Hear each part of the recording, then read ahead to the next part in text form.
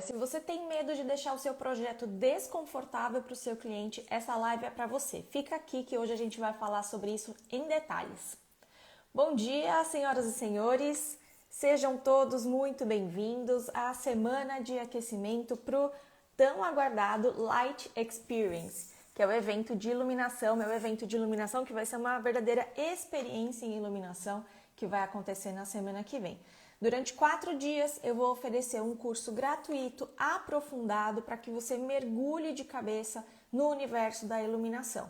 Meu objetivo é que lá você consiga criar projetos, né, depois de fazer o Light Experience, verdadeiramente únicos, com confiança, sem dificuldades e que você possa abrir aí portas, oportunidades na sua carreira, inclusive para maiores rendimentos. Bom dia, Silmara. Nádia, bom dia. Cláudia. Muri, bom dia. Brandão, bom dia. Sejam todos muito bem-vindos. Luciene. Bom, lá no Light Experience a gente vai falar então sobre como você pode fazer um projeto com bom custo-benefício, que vai ter qualidade, que vai ser eficiente, como você pode ter mais confiança e mais agilidade para fazer projetos de iluminação, como você pode ter mais autonomia para projetar a iluminação. Então eu vou abordar todos esses pontos. As aulas começam na terça-feira, dia 1º, a partir das 19 horas e 7 minutos no meu canal do Instagram, no meu canal do YouTube, perdão. E para se inscrever, é só você clicar no link que está na minha bio. Quando você se inscreve, você recebe os links das aulas, recebe todas as informações com antecedência, então é muito importante. O link está na bio, é só você deixar o seu e-mail lá e você também tem a oportunidade de entrar no grupo VIP do WhatsApp. Deixa eu ver que tem mais gente chegando aqui. Bom dia, Ivana. Diogo, aluno do Viver. Que legal, Diogo. Seja muito bem-vindo. A Fátima também é minha aluna. Bem-vinda, Fátima. Bom dia. Quem mais está aí? Vamos lá. Bom, então hoje é um dia de live de aquecimento, como eu tinha comentado. Eu estou fazendo essa semana várias lives para trazer conteúdos de iluminação interessantes, conteúdos que vão os ajudar a ter um melhor aproveitamento na semana que vem e também conteúdos complementares aqui que permeiam, que rodeiam o nosso universo da iluminação. Bom dia, Flávia, que estão aí permeando o universo da iluminação. Então essas lives acontecem essa semana. Todas as lives ficam salvas aqui no perfil. Se por acaso você perder alguma live, você consegue assistir aqui depois, mas é interessante que você assista aqui ao vivo, né? Porque a gente consegue interagir, você consegue tirar suas dúvidas e a gente tem esse momento aqui interessante. Deixa eu ver que tem algumas perguntas. A Ivana, estou de longe, mas aprendo muito com você. Que legal, Ivana, fico muito feliz. O Diogo pergunta se esse conteúdo vai estar no Viver de Iluminação. Não, Diogo, esse conteúdo fica salvo aqui dentro do perfil mesmo, tá? Ele fica aberto a todo mundo aqui no perfil do Instagram. Bom dia, Cristiane. Legal. Então, coloca a tua agenda, coloca o despertador na sua agenda, marca aí. A gente tem live. Ai, desculpa, Ivan. Desculpa. É pelo sobrenome tá junto? Eu achei que era Ivana, perdão. Então, coloca aí no seu despertador. A gente tem live agora, claro. A gente ainda vai ter hoje a 1h da tarde, tá? Vai ser uma live muito interessante que a gente vai falar como captar mais clientes através do uso do Instagram, que é bem interessante. É um tema mais de posicionamento profissional, que é super importante. E amanhã e sexta a gente tem live de novo às 8 horas da manhã, tá? Nos 2 dias. Então, coloca aí na sua agenda para você não perder. O tema, então, da live agora dessa manhã é como evitar criar um projeto desconfortável para o cliente. E por que eu decidi falar sobre esse tema? Melhorou. Por que eu decidi falar sobre esse assunto? Porque eu percebo, eu vejo que é uma grande preocupação de vocês trazem isso para mim quando a gente está conversando, nas interações. Então, eu quis abordar esse ponto, né? Como você pode evitar criar um projeto desconfortável, evitar criar um projeto em que a pessoa não vai se sentir bem, que ela vai ter algum tipo de incômodo ou que ela não vai ter bem-estar, né? Não vai sentir bem-estar ali. Então, o que significa ter um projeto desconfortável? Justamente isso, né? A pessoa vai estar inquieta, vai ter alguma coisa que vai estar incomodando, ou visualmente, ou a pessoa ficar com aquela sensação que não tá legal. Hoje não mais, né? Mas antes, quando existiam, tinha uma aplicação muito maior das lâmpadas halógenas, quando a gente tinha as lâmpadas incandescentes no mercado, um dos desconfortos que poderiam ter e que acontecia com uma certa frequência era ter aquelas lâmpadas dicróicas em locais onde a pessoa começava a ficar quente, porque ela emitia calor no facho e aí você acabava ficando, né, ela aquecia demais o ambiente. Eu lembro nitidamente de uma vez estar numa festa e eu fiquei conversando, era um pé direito baixo, eu fiquei conversando embaixo de uma lâmpada dicróica. Daqui a pouco eu comecei e falei, gente, mas que calor é esse? Sabe, você começa a transpirar, era a própria lâmpada. Então, ela pode, a iluminação, claro que hoje a gente não tem essa questão com o LED, mas a iluminação pode nos afetar de diferentes formas. E a gente precisa estar muito atento, enquanto projetista, para criar um projeto que evite, né, que a gente não vai ter esse impacto negativo nas pessoas. Então, quais fatores podem desencadear o desconforto?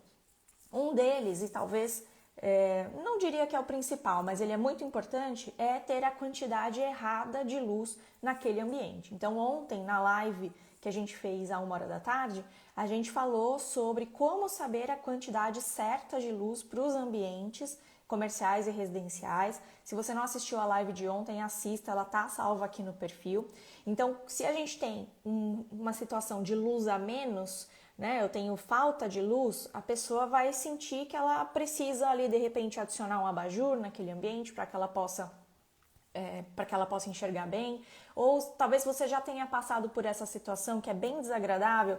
Você chega num restaurante, que aquele restaurante é tão escuro que as pessoas acendem a lanterna do celular para conseguir ler o cardápio. Então você acaba atrapalhando de duas formas, né? A primeira forma é que a pessoa não consegue enxergar bem o cardápio, então isso é incômodo para a própria pessoa. E segundo, que você fez projetou um restaurante mais escurinho, mais na penumbra para trazer aquele efeito e do nada tem um monte de lanterna de celular sendo acesa e quebrando aquele clima, justamente porque exagerou, perdeu a mão, né? Ficou escuro demais. Então a gente tem que pensar nesses momentos, nessas situações, em todas as aplicações, não só residenciais, mas também comerciais. E também se exagera na quantidade de luz, a gente tem a situação do desconforto, da inquietude, de você ter um ambiente, da mesma forma, se eu tenho um restaurante com pouca luz, né, e isso é incômodo, se eu tiver um com excesso de luz, isso também vai trazer uma sensação desconfortável nas pessoas, ou você pode também criar uma linguagem para esse restaurante que não é a que ele quer. Então, vamos supor que seja um restaurante chique, que ele quer passar essa coisa de elegância, de sofisticação. Se você exagera na quantidade de luz, você quebra essa mensagem, porque a iluminação também é comunicação, né? E no ambiente residencial é a mesma coisa. Se você tem um quarto ali com um estouro de luz, é péssimo. O meu primeiro erro na minha carreira, que foi quando eu ainda estava trabalhando como estagiária, foi justamente com relação a isso. Uma pessoa me perguntou que lâmpada que podia pôr na sala da casa dela, era uma sala de pé direito simples, e eu não sabia bem e quis falar alguma coisa e falei que podia colocar uma lâmpada, várias lâmpadas par 30, que são lâmpadas com fluxo luminoso altíssimo. Depois a pessoa ficou em choque, né? Porque a casa dela ficou parecendo um estádio de futebol, foi isso que ele me disse. Então, a gente precisa tomar cuidado, porque isso vai impactar diretamente a sensação que as pessoas vão sentir naquele ambiente. Então, luz a mais e luz a menos vai causar desconforto. Outra coisa, mas aí se você quiser entender mais sobre como saber a quantidade de luz certa para cada ambiente, a live de ontem eu entrei bem nesse assunto, tá? É uma live de meia hora, mas que aborda esse assunto bem especificamente. Depois, outra coisa que pode também trazer desconforto é o ofuscamento, ou para quem está aqui em Portugal, é o encandeamento. O que significa o ofuscamento? É aquele brilho desconfortável. Então, é um brilho proveniente de alguma fonte de luz, ou às vezes até de um reflexo, mas geralmente da fonte de luz, que é desconfortável para os olhos. Esse brilho, ele pode ser tão desconfortável que ele pode até ser um impeditivo de desempenhar certas atividades, porque o seu olho fica tá sendo tão agredido por aquele brilho que você não consegue desenvolver certas atividades. Então, a fonte de luz, o tipo de fonte de luz mais comum, mais normal da gente ter problemas de ofuscamento quando a gente usa lâmpadas ou luminárias de destaque, que são as lâmpadas dicróicas. Aqui eu tenho até, ó, lâmpada dicróica, lâmpada par, lâmpada AR ou também os spots com LED integrado de luz direcionada. Por quê? Nessas lâmpadas aqui, todo o fluxo luminoso dessa lâmpada está direcionado em um facho específico. É diferente de uma lâmpada bulbo, por exemplo, que o fluxo luminoso sai em todas as direções, né? Quase que, não 360, mas quase que 360. Quando eu estou falando na lâmpada dicróica, ela vai sair com um facho bem direcionado, que vai ser 12, 24, 36 graus normalmente. Hoje tem até as lâmpadas de 60, mas o que a gente encontra com mais facilidade é até 36. Então, por conta de ter todo esse fluxo, né, concentrado em um facho específico, se isso aqui estiver direcionado para os olhos de alguém, vai ofuscar. Diferentemente do que se eu olhar, por exemplo, para uma lâmpada bulbo, isso não me ofusca tanto quanto se eu olhar diretamente para cá. Então é a mesma lógica, por exemplo, de quando você está dirigindo e numa estrada, numa rua de mão dupla, vem um carro na direção contrária com o farol alto, com os faróis altos. Você não consegue continuar olhando para frente. Aquilo faz você querer fechar os olhos, faz você querer desviar o olhar, porque é uma luz muito intensa vindo em sua direção. Então, da mesma forma, quando a gente tem isso numa aplicação residencial comercial, vai dar essa mesma sensação que é super desconfortável. Então, a gente precisa tomar muito cuidado com isso quando a gente está fazendo o projeto. Então a gente precisa pensar no posicionamento dessa fonte de luz no projeto, né? Claro, eu quero iluminar um quadro, eu quero iluminar uma escultura. Então, onde que essa fonte de luz vai estar posicionada? Será que esse posicionamento pode ser uma fonte de ofuscamento para algum assento, por exemplo, para um sofá ou algo do gênero? E aí eu tenho alternativas, eu posso pensar em diferentes fontes de luz, eu posso pensar em mudar o posicionamento, eu posso pensar em usar acessórios que vão reduzir esse grau, né, essa possibilidade de ofuscamento. Existem acessórios específicos para isso. Outra coisa que também ofusca, não diretamente, mas é bem desconfortável, é quando você tem uma fonte de luz assim acima da sua cabeça. Porque fica aquela luz, talvez você já tenha passado por isso, fica parecendo um brilho aqui, bem em cima dos seus olhos, bem aqui nos cílios. Porque essa luz está vindo totalmente, da mesma forma, né? Essa luz de destaque, ela está totalmente concentrada em cima da sua cabeça. Então, por mais que não atinja os seus olhos diretamente, isso incomoda, não é interessante. Agora, então a gente vê muitos problemas de projeto, esse tipo de lâmpada em cima de sofá, esse tipo de lâmpada em cima de cadeira, de poltrona, de banheira. Tem que evitar essa situação, porque isso traz esse desconforto, esse ofuscamento, além de outras implicações também, que eu vou falar mais no evento da semana que vem. Outro tipo de fonte de luz que causa bastante ofuscamento e que às vezes a gente subestima, a gente não leva a sério isso, são as lâmpadas de filamento. Porque a lâmpada de filamento é fraquinha, né? Então ela vai ter lá 2 watts, 3 watts, tem um fluxo luminoso baixinho. Então eu já vi ela sendo usada muito em cabeceira de cama, já vi sendo usado muito em arandela ao lado de espelho de maquiagem, por exemplo. Só que isso não é interessante, porque a lâmpada de filamento, você olha diretamente a fonte de luz. É diferente da lâmpada bulbo, né? Que ela tem um bulbo leitoso, então você não vê a origem dessa luz, você vê a lâmpada toda iluminada.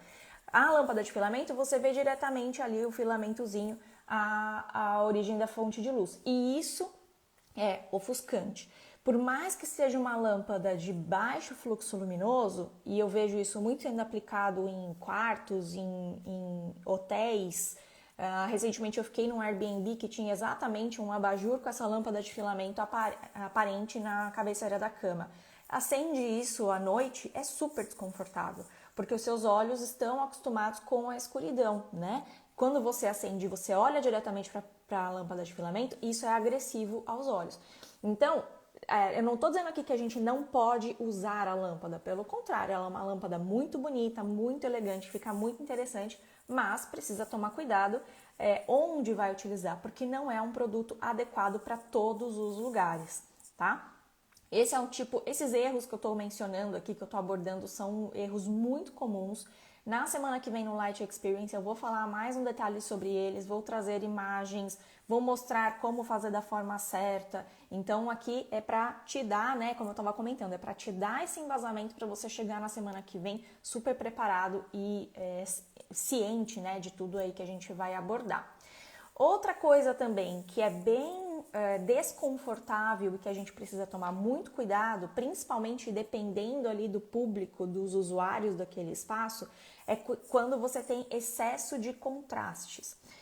Especialmente na iluminação residencial, a gente tem possibilidade de fazer projetos com um pouco mais de contraste, com um pouco mais de dramaticidade, trazendo uma coisa talvez mais cênica para aquele espaço. Mas nem sempre isso vai ser bem-vindo, a gente precisa tomar cuidado com isso. Por exemplo, idosos. Os idosos já têm os olhos são órgãos que começam a envelhecer muito cedo, quando a gente tem 30 anos, e eles continuam envelhecendo ao longo da vida. Os idosos têm normalmente, tá?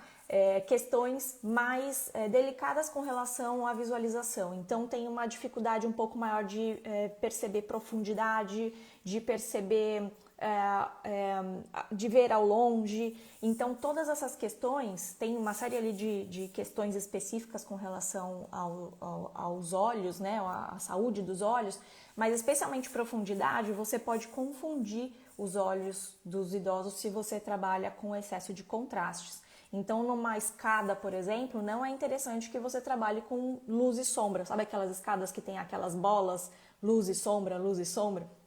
Esse é um problema, porque a pessoa pode se perder ali, acabar perdendo um degrau e acabar tendo um acidente.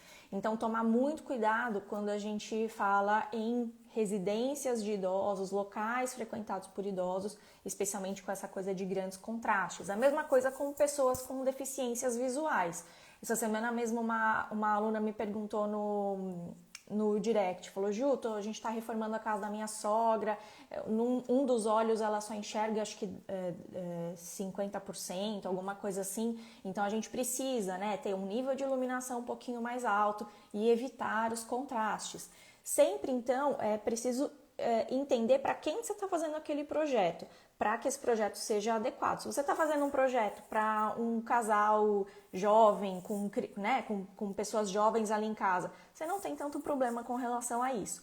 Por isso é muito importante. Locais que têm muitos obstáculos também, ter o contraste não é interessante. Mesa de jantar é uma coisa que eu falo muito para vocês. A gente vê alguns casos em que eu tenho um teto praticamente sem iluminação e aí tem pendentes sobre a mesa de jantar projetando uma luz intensa ali na mesa de jantar. O que acontece quando eu tenho essa situação? Eu tenho um ambiente que ele está totalmente escuro na parte superior e eu tenho bastante luz aqui sobre a mesa. Isso gera um efeito que a gente chama de efeito caverna. Então imagina que você está numa caverna lá, grandona, e você tem uma fogueirinha assim na sua frente. Só que na sua frente e o pertinho de você está iluminado, né? Ali para cima você não vê mais o que tem. Você se perde ali naquela escuridão da caverna e isso traz uma sensação desagradável. Então também tomar cuidado com esse tipo de situação. Até porque também esse contraste incomoda bastante aos olhos. Então, se você está numa situação onde tem muita luz disponível no ambiente, a sua pupila fica mais fechadinha porque já está entrando a quantidade de luz suficiente. Agora, se você está num ambiente em que tem pouca luz naquela área, a sua pupila dilata para ela captar o máximo possível de iluminação e conseguir enxergar bem. Se você está numa situação em que tem muita luz, pouca luz, muita luz, pouca luz, a sua pupila fica fazendo assim. E isso traz incômodo, traz dor de cabeça, traz irritação, porque realmente é desconfortável. Uma situação bem comum onde isso acontece, e eu já passei por isso, talvez vocês também já tenham passado, é no restaurante Outback. Talvez você já tenha visitado. No Outback, eles têm em algumas lojas essa situação, que o teto do restaurante é escuro, eles têm poucas fontes de luz ali, e em algumas mesas eles têm uma luminária pendente que projeta uma luz bem forte sobre a mesa, mas o entorno é escuro. E isso é bastante incômodo. É um local que eu não me sinto bem ficar ali muito tempo. Isso começa a incomodar, doer os olhos, assim, essa parte de trás dos olhos. Então é só um exemplo, né, do que isso pode acontecer. Se você está no restaurante, que você está ali, você come rápido e vai embora. Mas se tem isso na casa do cliente, não né, não é adequado. Então, o contraste, gente, é um excelente recurso para criar um efeito mais cênico, para criar uma atmosfera mais misteriosa, mais romântica, mais interessante, mas a gente precisa tomar cuidado. Tudo que a gente vai usar na iluminação, a gente precisa tomar muito cuidado para escolher corretamente onde vai colocar, se aquilo é adequado, para quem eu estou colocando isso. Ah, então Ju, você está me dizendo que eu só posso fazer projeto iluminado de uma forma uniforme, com luz indireta ou com luz difusa, aquele projeto bem chato que tudo é iluminado de uma única forma. Não, longe disso, tá? Até porque você ter uma iluminação estimulante também é bem-estar. Você ter um ambiente bonito também é bem-estar, mas você precisa entender todas essas questões de características do ambiente, entender o layout e entender o cliente para quem você está fazendo o projeto para projetar corretamente. Porque projeto não é um carimbo. Eu vejo muitas vezes, né? Ah, eu faço quarto assim. Aí todos os quartos daquele projetista são exatamente iguais. Parece um carimbo que vai só trocando a folha embaixo e vai carimbando. O projeto não pode ser isso, né? Não é essa a ideia. Muitas vezes também o projeto é feito com base em referências na internet, que acabam sendo cópias. Então vê um quarto bonito na internet, vai lá e copia aquilo para o seu projeto. Mas poxa, você parou para analisar se aquilo faz sentido para o seu cliente? Então eu até brinco com isso, né? Que eu chamo do profissional Ctrl+C, Ctrl+V. Então ele só pega as coisas da internet e vai replicando. Não dá para a gente fazer isso. Se a gente for fazer projetos para 2 apartamentos exatamente iguais, só que para famílias distintas, a gente precisa fazer projetos distintos, porque cada uma dessas famílias vai ter as suas necessidades, vão ter as suas dinâmicas, a gente precisa avaliar a faixa etária, alturas das pessoas, que foi uma conversa que eu estava tendo essa semana com uma aluna a respeito de altura de instalação de arandela nas laterais do espelho.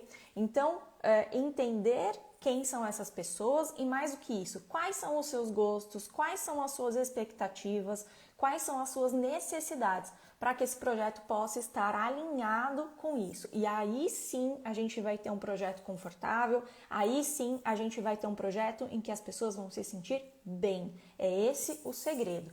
Não adianta, gente, o projeto estar correto tecnicamente. Isso é o mínimo, tá? Ter a quantidade certa de luz, não ter ofuscamento, ter, né, o contraste somente onde é aceitável. Mas se o projeto não estiver adequado às necessidades do cliente, a gente não vai ter tido sucesso em criar um projeto confortável. Não dá para fazer projetos todos iguais. Como é que a gente garante que isso vai dar certo, né? Que a gente vai conseguir atender essas necessidades do cliente? É no momento do briefing. O briefing é a primeira etapa. Depois que você fecha o projeto de iluminação, você assinou o contrato, a primeira coisa que você vai fazer com o cliente é o briefing, que é uma entrevista detalhada em que você vai entender todas essas características, todas as suas necessidades, todas as suas expectativas, as suas objeções e vai traduzir isso depois, né, na conceituação do projeto para você seguir esse projeto, né, seguir com esse projeto em frente. Então você precisa entender muito bem o que seu cliente quer, o que ele almeja, qual é a personalidade dele. Muitas vezes ele não vai saber te dizer, olha, eu quero ter luz indireta em tal situação. mas você vai entender quando ele te diz assim, eu prefiro ter um ambiente mais suave para assistir televisão, uma coisa mais fraquinha. Eu também recebo muitos amigos em casa, então eu quero ter um ambiente, eu gosto de ter um ambiente agradável para a gente jogar jogos. Poxa, não são situações completamente diferentes, que você precisa de níveis de iluminação diferentes e características de luz diferentes. Então a gente precisa pegar tudo isso que o cliente traz, esmiuçar e traduzir isso em conceito para depois virar projeto. Assim o projeto vai estar correto tecnicamente, mas também vai atender aí a expectativa do cliente. E é isso que faz o projeto ser confortável, é isso que faz o projeto ser o projeto ideal. Então eu vou falar sobre isso tudo em muito mais profundidade no Light Experience. Eu vou abordar todos esses temas e também vou mostrar na prática em fotos, em simulações do Dialux. Vou abrir o Dialux durante o evento para mostrar para vocês como essa questão toda do conforto, do cálculo, da iluminação a gente pode ser atingida. O evento é totalmente gratuito, tá? Ele vai acontecer a partir da próxima terça-feira, dia 1º de agosto, às 19h07 do meu canal, lá no meu canal do YouTube. Para você se inscrever, é só você clicar no link que está na minha bio, você deixa ali os seus dados, você também tem a oportunidade de entrar no nosso grupo VIP do WhatsApp, que é onde a gente compartilha mais informações, os links das aulas com antecedência e todos os materiais complementares, e aí você participa do Light Experience. Lembrando também, trazendo aqui um outro lembrete, que hoje, à 1h da tarde, a gente tem outra live. Hoje à tarde eu vou falar sobre como usar o Instagram para captar mais clientes. Na live de hoje à tarde eu vou ter uma convidada muito especial, que é a Samara Smid. A Samara é especialista em marketing para arquitetos e vai dividir com a gente todas essas questões sobre como a gente pode usar o Instagram não apenas para aprender, não apenas para dividir informações, dividir a nossa vida com os nossos amigos, com a nossa família, mas também como uma estratégia de divulgação do nosso trabalho para que a gente possa captar mais clientes, tá? Então, hoje, à 1h da tarde, coloca aí o alarme no seu celular, não perca, e a gente se vê mais tarde então. E também não deixa de se inscrever no Light Experience, é só clicar no link da bio, tá bom? Um beijo enorme para vocês. Deixa eu ver, tem uma pergunta aqui da Silmara. Como fica o uso da luz colorida nessa questão de conforto? Silmara, tudo, né, da mesma forma que eu estava aqui abordando contraste e tal, vai também depender de... a gente precisa ter o local certo, a hora certa e a estratégia certa. Então, a luz colorida eu geralmente reservo para locais como uma brinquedoteca, um quarto infantil, um restaurante tipo balada, né? Esse tipo de abordagem. Para projetos residenciais, uma sala, um quarto, eu não costumo usar usar luz colorida, eu acho que não fica tão sofisticado, tá? Às vezes o cliente tem um desejo específico, mas via de regra eu não utilizo. Mas mesmo quando você usa, você tem a possibilidade de criar, tem uma automação que você pode programar ali num sisteminha em que você limita a certas cores ou limita a uma saturação determinada para não ficar aquela coisa muito carnavalesca, vamos dizer assim, né? Muito exagerada. Então também passa por aí. Não é só instalar ali e deixa da forma, né, o cliente utiliza. Você pode colocar um sisteminha de automação e criar rotinas, né? Criar cena 1, cena 2, cena 3, para deixar, por exemplo, tons de laranja ao entardecer, tons de azul, sabe, em determinados momentos, ou ficar mudando devagarinho, numa saturação baixinha. Aí você passa a deixar isso mais interessante, mais agradável para as pessoas que estão usando o espaço. Porque se você simplesmente realmente colocar ali luz colorida e deixar, aí vai ficar, né, cada hora vai ficar uma coisa ali, uma cor, e não fica muito interessante visualmente, normalmente, tá? Tá certo, gente. Espero que eu tenha respondido as dúvidas de vocês. Vou falar sobre jardim, tá, Fabrício? Vou falar sobre jardim no Light Experience que vai acontecer na semana que vem, tá? Esse é um assunto que vai ser abordado. Paty pergunta, Ju, usar CCT é uma boa opção para fazer ciclo circadiano? É uma boa opção, né? Não é, o ciclo circadiano não depende somente disso, mas é uma boa opção sim, usar, né? Isso é utilizado em escritórios, por exemplo, é muito interessante. Usar luminárias com mudança dinâmica de luz, que a gente chama de branco inteligente, dynamic white ou relacionados, que aí ele vai funcionar também com um sistema de automação que, de acordo com o horário, ele vai regular essa luminária na temperatura de cor adequada com relação ao horário do dia. Isso comprovadamente ajuda o ciclo circadiano e comprovadamente aumenta a produtividade de funcionários num escritório. Mas isso eu reservo para ambientes comerciais, tá? Para ambientes residenciais não acho que seja tão interessante, prefiro utilizar predominantemente luz quente mesmo, certo? Predominantemente não. Nos meus projetos, predominantemente eu utilizo luz quente, mas dentro de um único projeto eu uso a mesma temperatura de cor no projeto todo. A Fátima fala, Ju, o que fazer para cima da mesa em termos de iluminação? Da mesa de jantar, né? Imagino que você esteja falando. A gente pode usar luminárias pendentes, Fátima, que é uma coisa que é bem utilizado, né? Porque vai compor ali o ambiente também do ponto de vista decorativo.